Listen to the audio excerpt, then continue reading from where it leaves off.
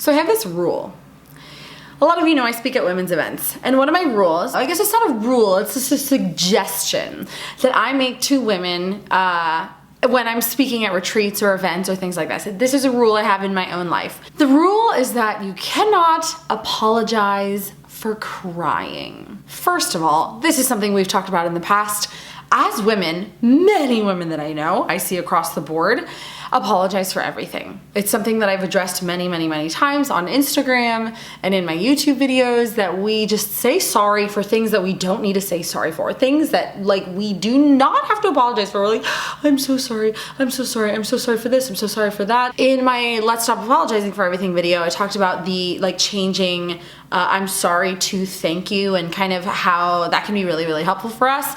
In my online community, if you apologize in your post, like, sorry this is so long, sorry, for inconveniencing you, your post does not get approved. Why? Because I really think it's important for women to get through our heads that we don't have to apologize unless we've done something wrong, unless we've hurt someone, unless we are in the wrong in any way, shape, or form. We don't have to apologize. But this is something I've seen a lot at events is women. Like, I'll go for a host check-in when I'm hosting a retreat, and I'll go up to a woman and she starts getting emotional and she's like, I'm sorry. And she's apologizing for crying. And I make this rule that you cannot apologize for crying. I'm doing the host check-in, like that's a hard rule. Why? A, because I want women to stop apologizing for things that we don't need to apologize for, but B, two things are very important behind my no apologizing for crying rule. First of all, crying shows that your heart is not made of stone. And we live in a world with many hardened hearts. A lot of people, for many different reasons, I don't fault those people. A lot of people in the world, their hearts are very stony.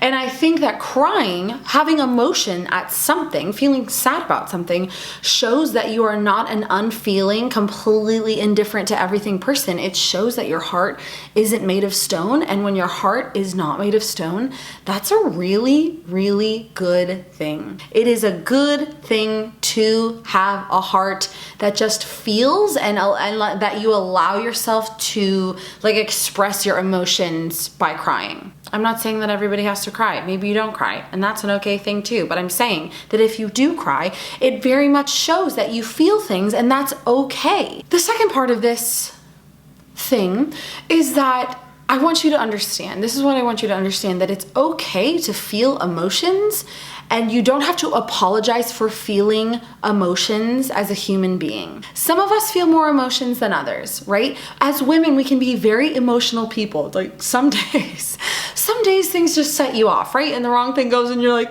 oh, why? Oh my gosh. And your emotions are just taken over. Sometimes it's that time of the month and you're just like, I'm so emotional, I just can't deal with anything. Pregnancy was like, oh my gosh, I feel a lot of emotions. I actually didn't cry a lot during pregnancy. I was really surprised. I thought that would be a thing, like I was bursting into tears all the time. I rarely cried when I was pregnant, interestingly enough. But I think it's really important for women to have the confidence to say, I feel sad and I'm crying, and that's okay. I don't have to apologize for crying because it's okay that I feel sad. And it's important that we have confidence in the fact that it's okay to feel things, and confident in our emotions to say the emotions that I feel are okay. As women, our emotions can become problematic when we let them dictate our lives, when we let them dictate every decision, when we are guided in every step, every thought, every action of our life is guided and dictated by our emotions. That becomes a problematic thing. It's important as women that we learn, even though we feel a lot of different kinds of things, that we learn to separate our feelings and be able to think clearly and act with our heart and with our brain in kind of sync with one another, that we're able to be guided with clarity in our thoughts and using our thinking rather than just using our emotions or letting our emotions guide our every step. It's an important part of growing in self-awareness, and it's been an important part of growing in self-awareness for me to understand and recognize my emotions, to understand what I'm feeling and why I'm feeling it, but to think and act clearly aside from my emotions. With due sensitivity to people who struggle with mental illness, this is is not something that everybody is capable of doing at different parts of their lives or through the entirety of their lives. And I want to have due sensitivity to the fact that some people just are not able to separate that due to the struggles that they have with their mental health. And I want to be really, really clear on that. But in my own life, and for many of you, it is possible for us to really think clearly to say, I'm feeling this way. And guess what?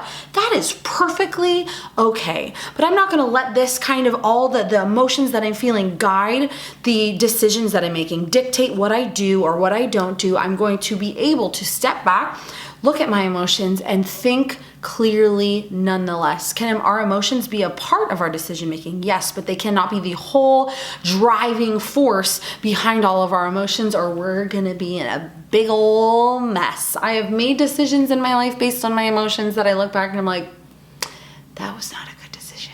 That was not a good idea. Watch and see. You will, you're gonna think of me now when you see people, wherever it is, in a talk, there's a speaker who stops, and I've made a very big point in my talks when I get emotional to not say, I'm sorry. I was really tempted to do it recently.